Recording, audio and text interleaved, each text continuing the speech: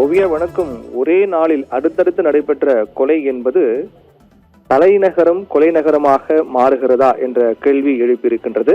இந்த கொலை சம்பவங்களை பொறுத்தவரையில் சென்னையில் 3 கொலை, அதே போன்று திருவள்ளூரில் 1 கொலை என அடுத்தடுத்து நடைபெற்ற சம்பவம் என்பது மிகப்பெரிய அதிர்ச்சி ஏற்படுத்தியிருக்கிறது. சட்டம் ஒழுங்கை பேணி காக்க வேண்டிய காவல்துறை என்ன செய்கிறார்கள் என்ற கேள்வி எழுப்பியிருக்கிறது.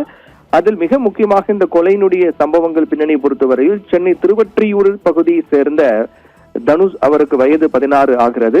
இவர் அரசு மேல்நிலைப் பள்ளியில் 12ஆம் வகுப்பு படித்து வந்தார். இந்த நிலையில் தான் நேற்று மாலை சுமார் 4:30 மணி அளவில் பள்ளி அருகே இருக்கக்கூடிய அஜாக் பேருந்து நிலையத்தின் பின்புறம் உள்ள காலி மைதானத்தில் தனுஷ் பலத்த காயங்களுடன் உயிரிழந்த நிலையில் சடலமாக மீட்கப்பட்டார். இந்த சம்பவம் தொடர்பாக போலீசார் விசாரணை மேற்கொண்ட போது முதற்கட்ட விசாரணையில் பள்ளியில் படிக்கக்கூடிய மற்றொரு மாணவனுக்கு ஏற்பட்ட தகராறு, யார் சீனியர் என்பதில் ஏற்பட்ட தகராறு காரணமாக கொலை செய்யப்பட்டிருக்கிறார் என்பது முதற்கட்ட விசாரணையில் தெரிய வந்திருக்கிறது. அதற்கு பிறகு சென்னை மெரினா கடற்கரையில் அண்ணா நீச்சல் குளம் பின்பகுதியில் இளைஞர் ஒருவர் தலை உள்பட உடல் முழுவதும் பலத்த காயத்தோடு நேற்று காலை கொலை செய்யப்பட்டு பிணமாக கிடந்தார். அது தொடர்பாக போலீசார் விசாரணை மேற்கொண்ட போது பணம் கொடுக்கல் வாங்கல் தொடர்பாக இந்த சம்பவம் நடைபெற்று என்பது விசாரணையில் தெரிய வந்தது. அது தொடர்பாக பீகாரை சேர்ந்த சன்னி தசா என்பவரை போலீசார் கைது செய்து விசாரித்து வருகின்றார்கள். இந்த நிகழ்வு மிகப்பெரிய பரபரப்பு ஏற்படுத்தியது. அதற்கு பிறகு அடுத்த சம்பவமாக சென்னை தியாகராய நகரில் 80 வயது மூதாட்டி 15 சவரன் நகைக்காக மிக கொடூரமாக கொலை செய்யப்பட்ட சம்பவம். அவர் சென்னை தியாகராய நகரில் தனியாக வசித்து வந்தார். அவருடைய மகன், மகள் என அனைவரும் வெவ்வேறு இடங்களில் வசித்து வரக்கூடிய நிலையில் தனியாக வசித்து வந்த இவர் வீட்டில் பணியாற்றக்கூடிய பணியாளர் பெண் அம்மு என்பவர் தான் இந்த கொலையில் ஈடுபட்டிருக்கிறார் என்பதும் தெரிய வந்திருக்கிறது. 15 சவரன் நகைக்காக மிக கொடூரமாக அடித்து கொலை செய்யப்பட்டிருக்கிறார் என்பதும் விசாரணையில் தெரிய வந்திருக்கிறது.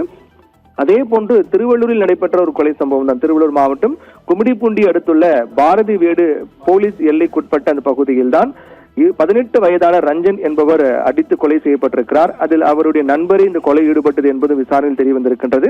இந்நிலையில்தான் மது போதையில் ஏற்பட்ட தகராறு, அதாவது ரஞ்சன், காமேஷ் என இருவரும் மது குடிக்க அழைத்து, ரஞ்சன் என்பவர் அவர் நண்பரான காமேஷ் மது குடிக்க அழைத்து வந்திருக்கிறார். அதாவது காமேஷ் என்பவர் ரஞ்சனை அழைத்து வந்திருக்கிறார்.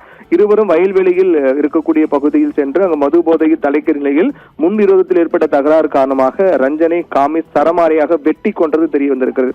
இப்படியாக தலைநகர் சென்னை மற்றும் திருவள்ளூர் ஆகிய பகுதியில் ஒரே நாளில் அடுத்தடுத்து நடைபெற்ற இந்த கொலை சம்பவம் 4 கொலைகள் என்பதும் மிகப்பெரிய அதிர்ச்சி ஏற்படுத்தியிருக்கிறது. ஏனென்றால் இதற்கு முன்னர் தான், சில நாட்களுக்கு முன்புதான் கோவையில் கல்லூரி மாணவர் அந்த கல்லூரியில் இருக்கக்கூடிய அந்த போதைப் பொருள் புழக்கம் தொடர்பாக புகார் தெரிவித்து தொடர்ந்து அவர் அடித்துக் கொல்லப்பட்ட நிகழ்வு மிகப்பெரிய சர்ச்சையை, மிகப்பெரிய அதிர்ச்சியும் பரபரப்பும் ஏற்படுத்திய நிலையில் அதற்கு அடுத்து சென்னையிலே அடுத்தடுத்து கொலை, திருவள்ளூர் 1 கொலை என நகைக்காக கொல்லப்பட்டது, முன்விரோதம் காரணமாக கொல்லப்பட்டது என இந்த கொலையில் உயிரிழந்தவர்கள் 3 பெரும் இளைஞர்கள், அதே போன்று அந்த மூதாட்டி நகைக்காக கொல்லப்பட்ட சம்பவம், இது போன்ற சம்பவங்கள்லாம் மிகப்பெரிய ஒரு அதிர்ச்சியும் சர்ச்சையும் ஏற்படுத்தியிருக்கிறது. என்றால் கடந்த ஆட்சியின் போது, திமுக ஆட்சியின் போது, அப்போது தேர்தல் பிரச்சாரத்தின் போது திமுக அரசு மீது வைக்கப்பட்ட குற்றச்சாட்டு, மிக முக்கியமான குற்றச்சாட்டு என்பது சட்டம் ஒழுங்கு பிரச்சனை தான். சட்டம் ஒழுங்கு முற்றிலுமாக சீரழிந்து விட்டது, சட்டம் ஒழுங்கு என்பது சந்தி சிரிக்கிறது, சட்டம் ஒழுங்கு சரியில்லை என்ற குற்றச்சாட்டு மிக தீவிரமாக முன்வைக்கப்பட்டது. ஆனால் தற்போது தாவேக அரசு ஆட்சி அமைத்த நிலையில், குறிப்பாக அப்போது தாவேக தலைவராக விஜய் பல்வேறு குற்றச்சாட்டு, சட்டம் ஒழுங்கு தொடர்பாக குற்றச்சாட்டில் கடுமையாக முன்வைத்தார். ஆனால் தற்போது அவர் தலைமையில் அரசு நடைபெற்று வரக்கூடிய தற்போது நிலையில் சென்னையில் அடுத்தடுத்து நடைபெற்ற இது போன்ற கொலை சம்பவம் என்பது இன்று தற்போதும் சட்டம் ஒழுங்கு என்பது சரியில்லாமல் முற்றிலுமாக சீரழிந்து விட்டதா என்ற கேள்விதான் இது எழுப்பி இருக்கின்றது. பல்வேறு எதிர்க்கட்சி, குறிப்பாக எதிர்க்கட்சி தலைவர் உதயநிதி ஸ்டாலினும் இது தொடர்பாக எக்ஸ்தலத்தில் ஒரு கண்டன பதிவு வெளியிட்டிருக்கிறார். தலைநகரம் என்பது கொலை நகரமாக மாறுகிறதா? சட்டம் ஒழுங்கை பேணி காக்க காவல்துறை திணறுகிறதா? முதலமைச்சர் விஜய் தலைமையிலான அரசு சட்டம் ஒழுங்கை நிலைநாட்டுவதில் தவறுகிறதா என்ற பல்வேறு கேள்விகள் எல்லாம் தொடர்ந்து எழுப்பப்பட்டு வருகின்றது.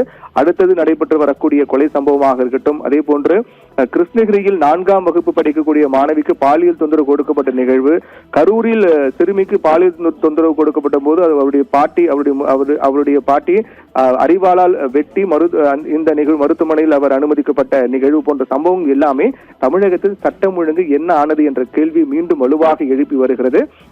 எதிர்க்கட்சிகள் இந்த கேள்வி வலுவாக எழுப்பி வருகிறார்கள்.